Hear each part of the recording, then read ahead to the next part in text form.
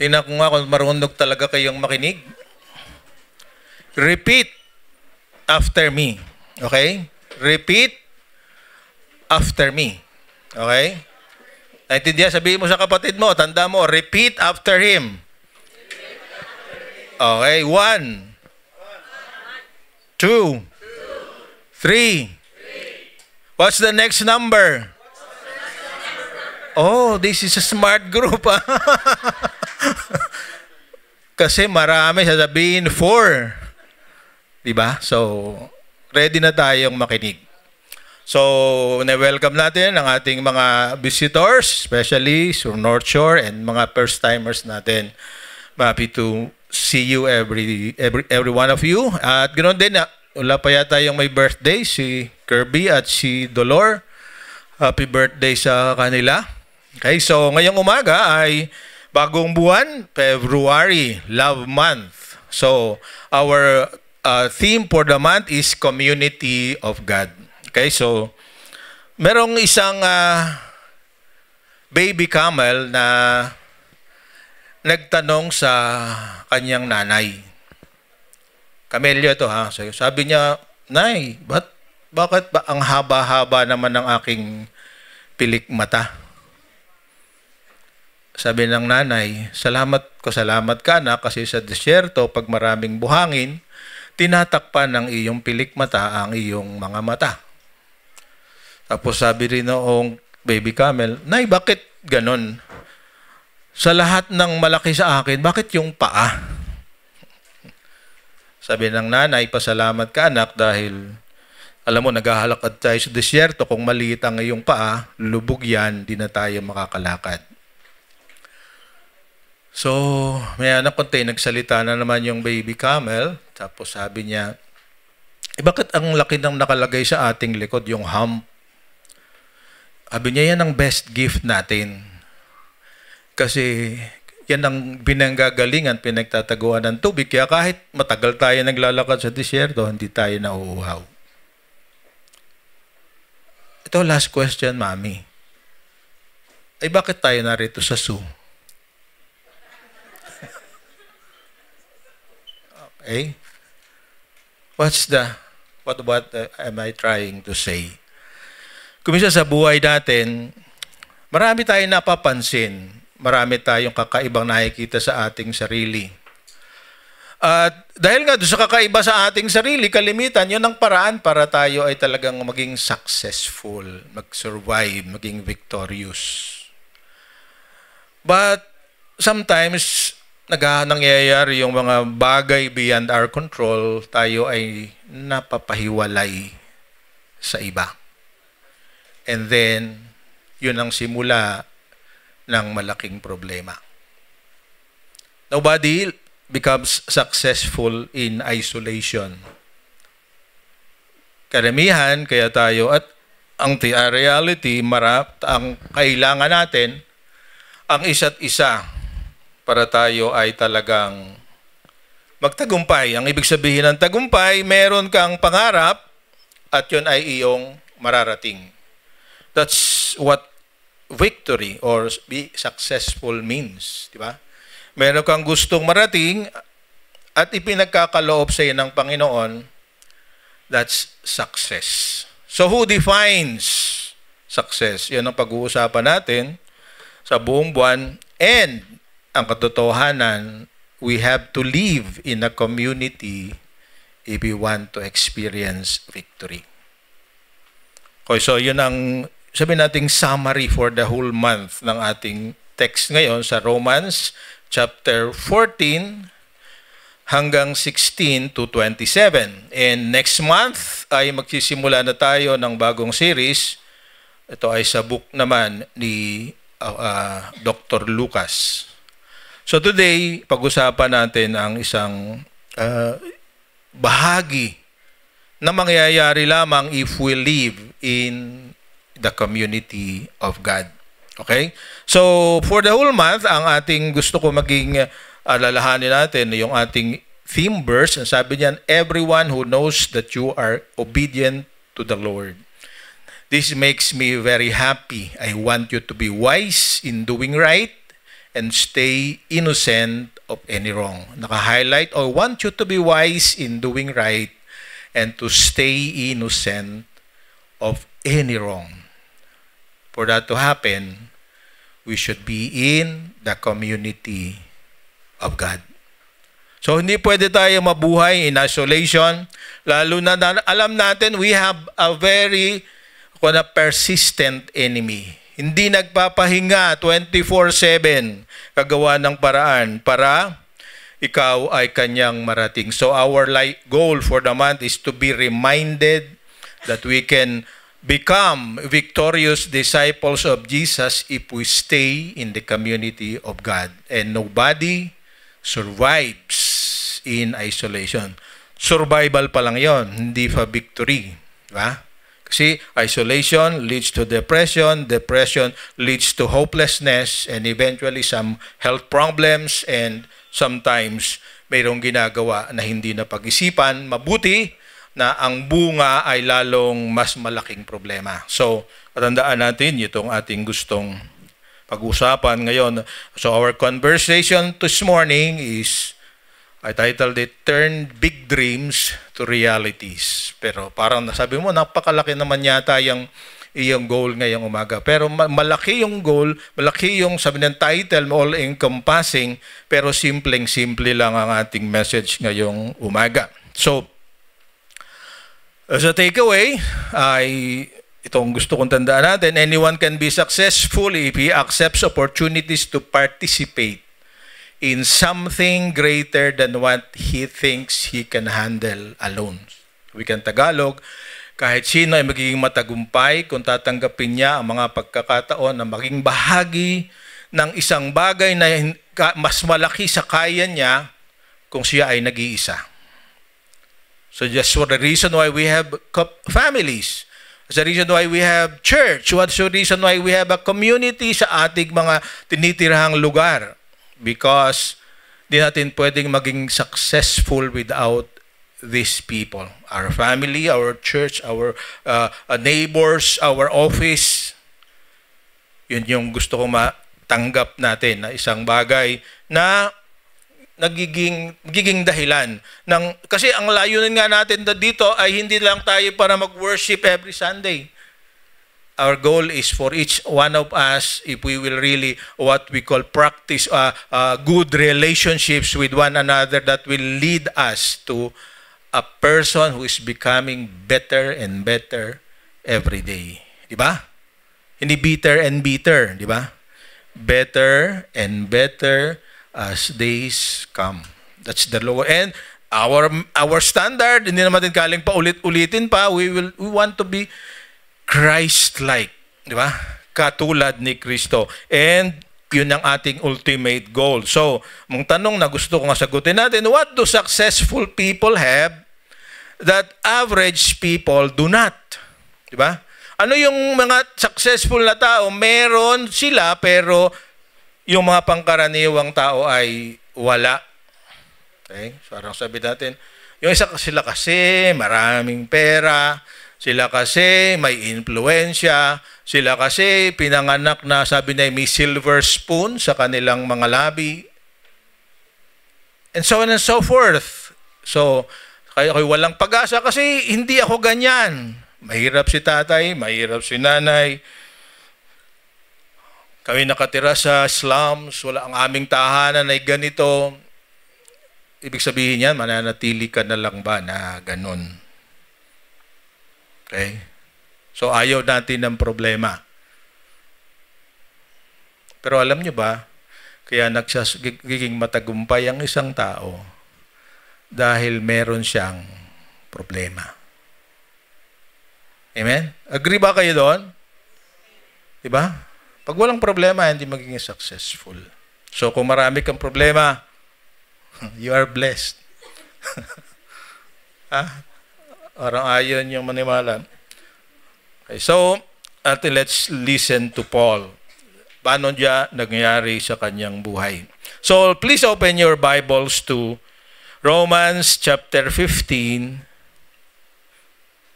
14 to 33. Hindi natin mababasa lahat ang mga verses. As I want to be brief kasi gusto kong magkaroon tayo ng ministry time ngayong araw na to. So, magkukumustahan, magbigyan natin ng time para mag-pray together. Kasi gusto nga natin, we should all become successful. So, i-simplify ko at bibilisan at ihahalawin natin sa pero may time kayo para babasa ito. I hope you will find time, yung Romans 15:14 to the following. There are 3 factors for great achievements. Merong 3, sabi nating dahilan o bagay na kailangang matakbuhan natin para yung ating mga layunin sa ating buhay, yung ating mga goals, yung ating ambition, yung ating mga plans ay mangyari. Number 1, trustworthy partners.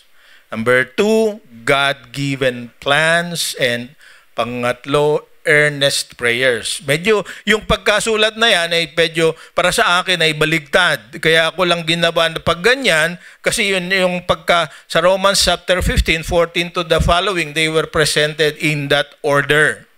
Pero right na at this moment, ang gusto kong tandaan natin, if we want to be successful, we should be very good in our prayer life.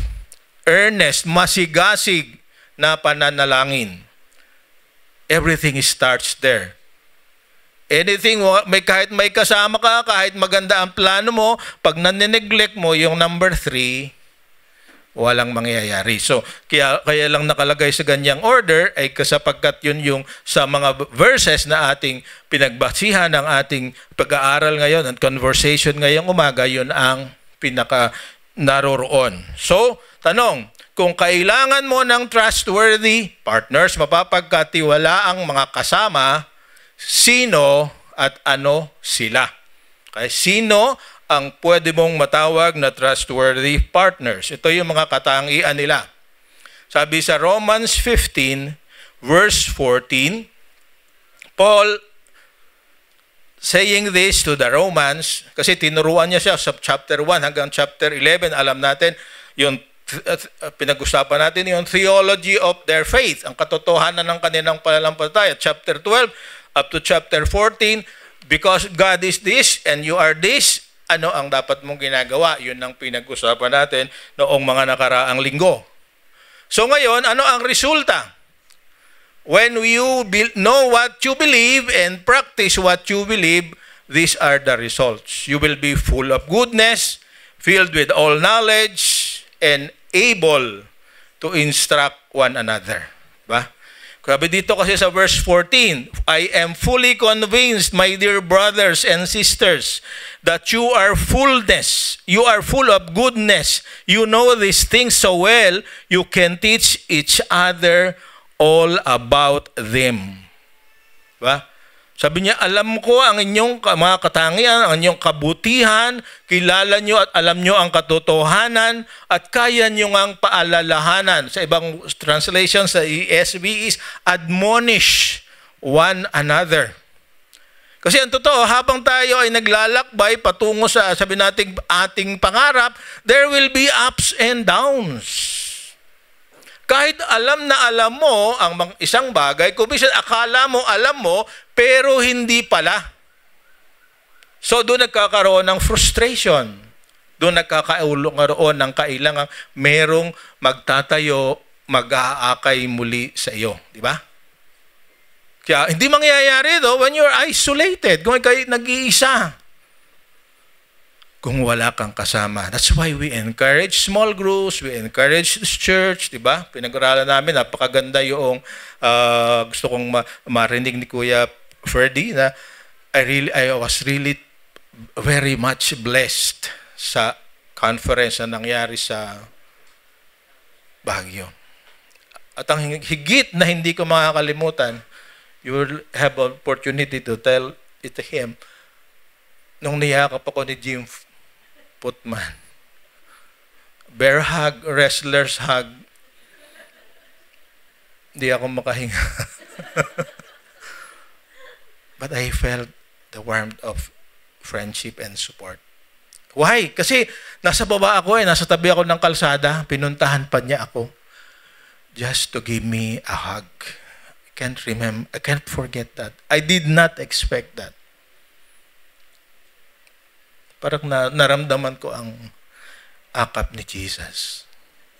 No, I'm not that putting him on a pedestal, but nakita ko yung kanyang pinuturo na tungkol sa relational discipleship is something that is ingrained in him.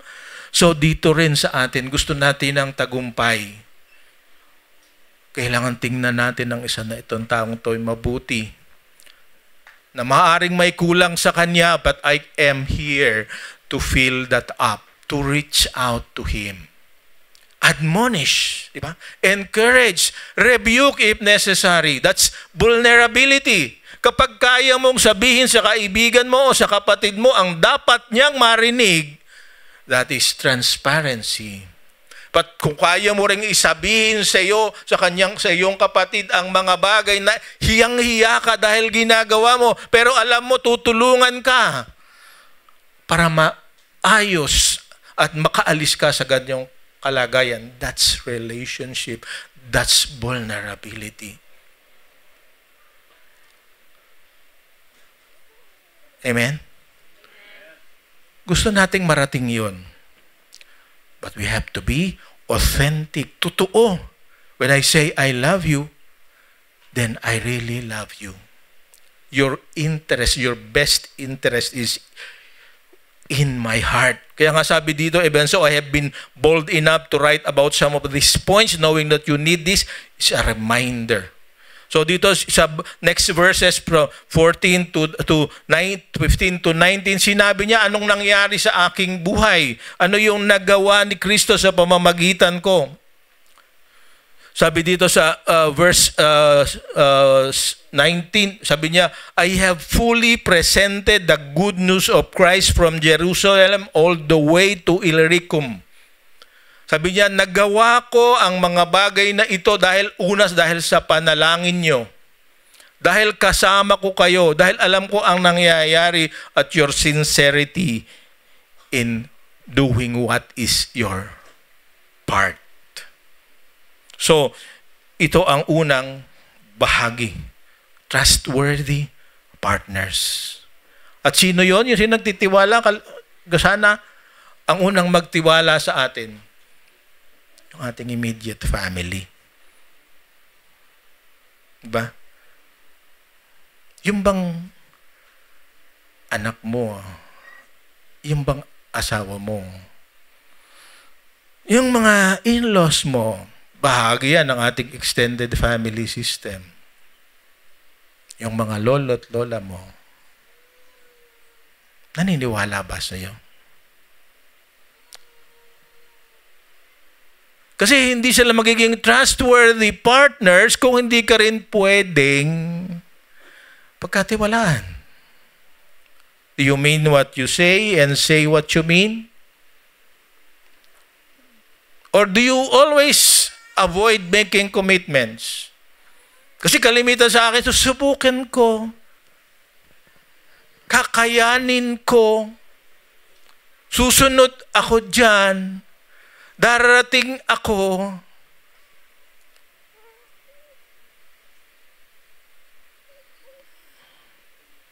Pero hindi. Meron nga sa atin ang sana hindi ko to. Ang number one belief mo, promises are made to be broken. Ha? Tingnan mo yung asawa mo. Ha? We cannot be trustworthy if our promises are not true. Amen? So pangalawa, ano ba ang para maging successful? Kaya nga kailangan mauna yung prayer eh. Kasi gusto natin kung ano man ang ating ambisyon, plano at goal sa buhay, it should be from God. Galing sa Diyos, not from you. Not because of certain desire to be equal with others. but to maximize the use of the gift that you have received from God. Talagang magkakaiba tayo. Kaya yung makakaya niya, pwedeng hindi mo makaya, pero successful ka pa rin. Because you know, kung ano man ang pinagkatiwala sa iyo ng Diyos, ginamit mo to the best of your ability, not for yourself, but to give Him glory. So dito sa 20 to 29, ay ibinigay ni Paul yung lahat na nangyari na na-receive niya sa Panginoon at nasa bandang uli, sabi niya kay Timothy, nagawa ko na ang lahat. I know there is something that's waiting for me in heaven. Bago siya namatay. Sabi niya, preach the gospel, babasahin natin, ito the Gentiles in Eastern Rome, ito nga yung Asia Minor. Pangalawa, you bring the gifts of from Macedonia and Greece to the disciples in Jerusalem. So makikita natin yung sabi nating universal church nung panahon na yon nagtutulungan. May problema sa Jerusalem, marami kahit mahirap yung nasa Macedonia at sa Greece, yung mga churches doon, nagtipon-tipon. At sabi niya sa ating binasa, nagdadalhin ni Paul. Pinagkatiwalaan si Paul na siya ang magdala kasama yung mga kasama niyang team niya. Hindi siya nag-iisa, tandaan natin, naroon si Silas, nung una si Barnabas, at kung babasahin nyo ng last chapter ng Romans, naroon yung mga pangalan na naging bahagi ng kanyang quote-unquote mission team. So nariyan ang nangyari, sabi niya, come to these disciples, yun ang gusto niyang marating, at higit sa lahat, kung papayagan ng Diyos, He wants to go to the western side of Rome, which is Spain. Alam natin, napakalawak ng Rome, mayroong eastern side, may western side, at nagtrabaho pa lang niya yung eastern side, yung Asia Minor na tinatawag, yung Turkey ngayon. Gusto niya makarating pa siya doon sa Spain, sa northern part ng Italy. Okay? So, ang kanyang kalagayan hindi maayos. Siya ay preso. Siya ay nakakulong. So, ang gusto pa rin niya, and some historians say that he was able to reach Spain before he was beheaded by Nero. So, pagkaplano ng Diyos, mangyayari. So ano ang dapat attitude ko? Ano pa talaga ang gustong gawin ng Diyos sa pamamagitan ko? Hindi naman sinabi niya, lahat tayo'y maging pastor, lahat tayo'y maging worship leader. Ang gusto lang ng Panginoon, kung anong gift meron ka, kung anong blessing na ibinigay sa iyo ng Lord, you're a good businessman, excel in it. Use that for the quote-unquote furtherance of His kingdom. Diba? So, si Paul, napakalaki ng role, iba kaysa sa atin. Pero dahil hindi tayo si Paul, ikaw ay si Tita, ikaw ay si Mike, the first thing that we need to is to ask for the Lord, ano bang gusto mo na maging bahagi ko sa kaharian mo? That's kingdom living. The kingdom is not just here. The kingdom is everyone that was created by God. And lastly, how to make it happen. Okay, so hindi ko na binasa. Sabi kasi, basahin ko muna yung 23 to something, 24. Sabi doon, but now I have finished my work in this region. Yun nga sinasabi dyan. And after this long years of waiting, I am eager to visit you. I am planning to go to Spain, and when I do, I will stop off in Rome. And after have enjoyed your fellowship for a little while, you can provide for my journey. So makita natin dito yung partnership na pinag-uusapan, naroon pa rin. Inaasahan ko na gusto kong pumunta doon sa Spain, suportahan niyo ako. Diba? Bago pa siya dumating sa Rome, nakarating siya but not in a very favorable condition, ang gusto ko, sabi niya, tulungan niyo ako. So, he has that meekness, that humility, to say what he needs to make things, to make his plans a reality. Diba? So this is what we call transparency. Tayo naririto, meron tayong gustong gawin, ang kailangan natin gawin, sabihin honestly and completely ang ating mga plano doon sa mga tao na gusto nating makatulong sa atin. Amen? Huwag tayong magyabang na kaya ko yan. Alam ko ang gagawin ko. Kumisa kasi ang attitude natin eh. I know what I'm doing. I don't care what you think about it. That's the formula for failure. So, who is the one who can give us clear vision of what we can do and what can happen in our lives? Sabi ito nga, ito yung pulling part na kung ano ang factors for great achievements. Prayers. So si Paul, aside from yung ang plano niya na humingi ng tulong sa kanila, ang most important request niya ay nasa verses 30 to 33. Basahin natin, sabi niya, "Dear brothers and sisters, I urge you in the name of our Lord Jesus Christ to join in my struggle by praying to God for me." Diba? Samahan niyo ako sa aking pagsisikap, ipanalangin ninyo ako. Sabi dito, "Pray that I will be rescued from those in Judea who refuse to obey God. Pray also that believers will be willing to accept the donation I am taking to Jerusalem." Kasi siya mismo, padalhin pa rin niya, pero alam niya, hindi siya tanggap doon. Di ba? Kumisa tayo at talagang mayroon tumutulong sa atin, ayaw nating tanggapin kasi hindi ko gusto ang bukhan yan. Di ba? Kung minsan, kasimple. Hindi ko kursunada itsura niyan, kaya hindi ko tatanggapin yan. Baka suhol yan. Baka hihintay siya ng kapalit. Pero kaya kailangan niyang ipag-pray. Kasi pwede niyang bribe para siya itanggapin na. Kasi tinalikuran nila yung mga Hudyo noon eh. Diba? Ang number one persecutor niya yung kanyang sariling kababayan. Kaya kung siya magbibigay ng something to them, kahit nakangailangan sila, kahit sa taas ng pride ko minsan, hindi niya tatanggapin, baka ito ay pangsara ng aking bibig. Na ako'y tatahimik na kapag binigyan ko ng ganitong bagay. Diba? Kung minsan ganun, diba? Yung ating gift was treated as something na hindi karapat-dapat dahil hindi natin kursunada ang tao na yon. Gifts are sometimes considered bribes. Pero alam natin ang sincerity. So sabi niya, ipanalangin ninyo na tanggapin sana ang aking donation sa Jerusalem. Then, by the will of God, verse 32, I will be able to come to you with a joyful heart. I will be able to, and we will be an encouragement to each other. Balik doon sa trustworthy partners. And sabi sa verse 33, and now my God who gives us His peace be with you all. Amen. Prayer. He prayed for them and he sent his prayer requests.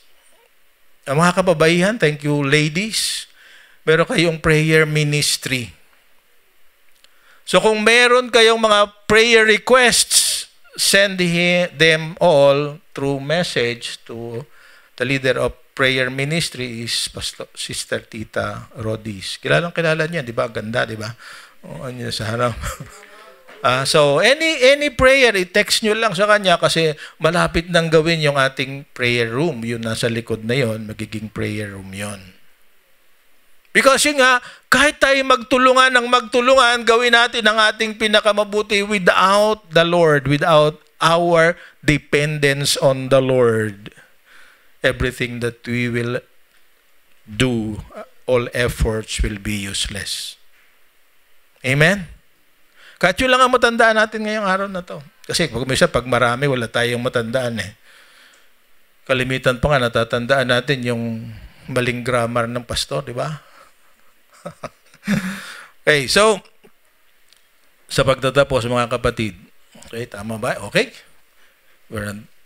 Great achievements are accomplished through joint efforts from partners who recognize the hindrances but never lose hope because they enthusiastically pray and work together. Ang mga dakila, malalaking tagumpay ay nangyayari pag pinagsama-sama ang ating mga kakayanan, ating kilos. Dahil yung anumang hadlang, kahit na may hadlang, kasi we have an enemy who will always hinder the achievement of our goals. If we pray together and work together, we'll be successful. So dream big dreams. Sabi natin, title natin, Turning Big Dreams to Realities, di ba? So huwag kang mangarap ng simple lang. Lawakan mo, lakihan mo. Sabi nga, kung mangangarap ka, sagarin mo na. Pero siguraduhin mong match yan sa gusto ng Diyos at sa kakayanan mo. So know yourself, sabi ni isang Greek philosopher. So to turn big dreams to realities, we have to have trustworthy partners. We have to make sure that it is really God's plan for us. And number 3, we should lift them up in prayer. So ngayong araw na to, gusto kong magkaroon ng opportunity na makilala niyo rin yung isa't isa, anong pangarap nila. So we'll join three persons in each group and share natin and then pray together. Kung maari ay yung mga mag-asawa, maghiwalay muna, ngayon lang. At yung mga babae, lalaki sa lalaki, 3 persons in each group. We have until 11 to really encourage, help each other, answer these questions, and then ipag-pray nyo ang isa't isa. Is that good? I mean, of course, meron kayong mga small groups, pero ngayon, para lumawak naman yung kilala nyo, pwede nyo ikutin yung mga silya nyo para yung 3 babae, 3 lalaki. Please, 3 lang ha, para mas maganda. Kung di ko ilala, magpakilala. So, i-welcome natin si Gideon at yung mga ibang guests sa ating grupo para higit natin silang makilala. Okay, so 3 persons in each group. Okay.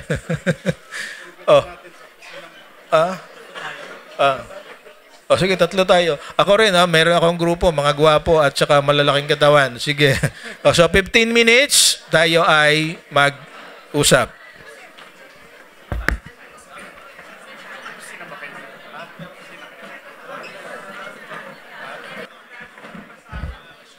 Para magkaroon ng enough time, 3 persons lang per group. At kung mailalayo ninyo, pwede nyo paglalayo-layuin ng mga upuan, babalik na lang natin later. Yung 4, bawasan nyo na isa. 3 lang, 3. Please.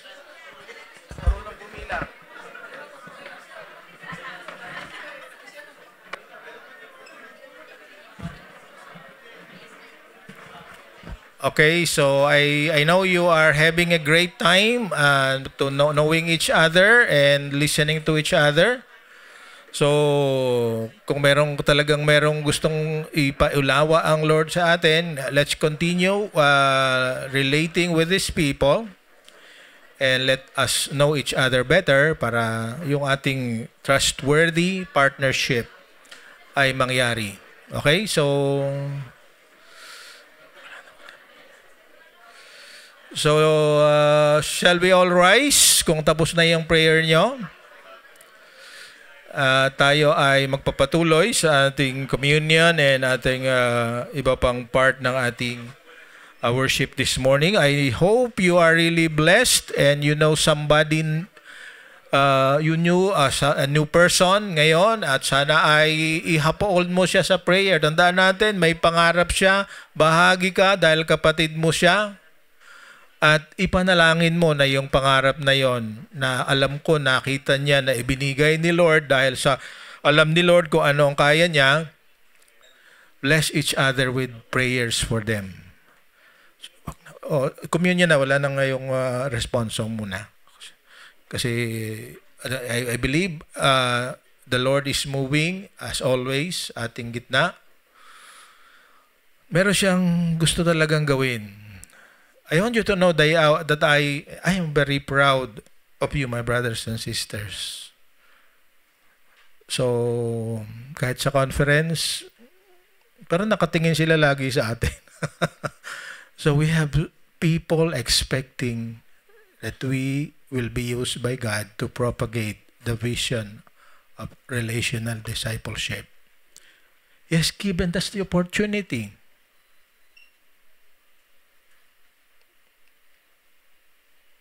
Hindi ko alam kung nape-pressure ako. Pero tuwing sasabihin sa akin ni Pastor Scott Harris, tinitingnan ko, pinapanood ko yung worship niya.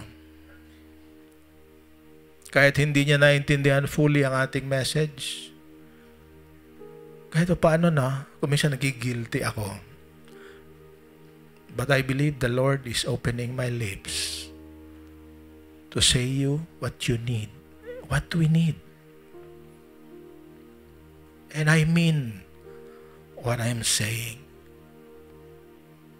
The Lord loves me so much, and I love you. Maring hindi ako as expressive, but I want the best from all of you. For all of you. Not only from all of you, but for all of you. Because I trust and I believe that you have something. You have a part in this community. Hindi kayo aksidente na naririto ngayon. The Lord brought you here.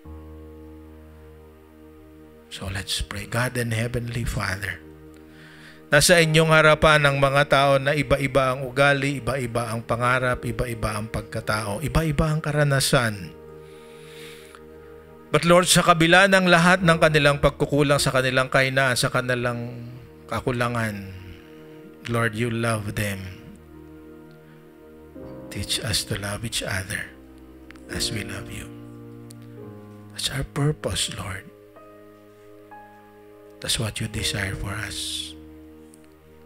Unite us in the bond of your love. Make us fountains, not drains. Kung anong kulang ng iba, nawa Panginoon, padaanin mo sa sino man sa amin na may kakayanan para mapunan ang kakulangan na yon. And Lord, if we are draining the energy of some others for taking advantage of their goodness, Lord, forgive us. Make us fountains of blessings. This is our prayer in Jesus' name. Amen. Palakpakan natin ang Panginoon.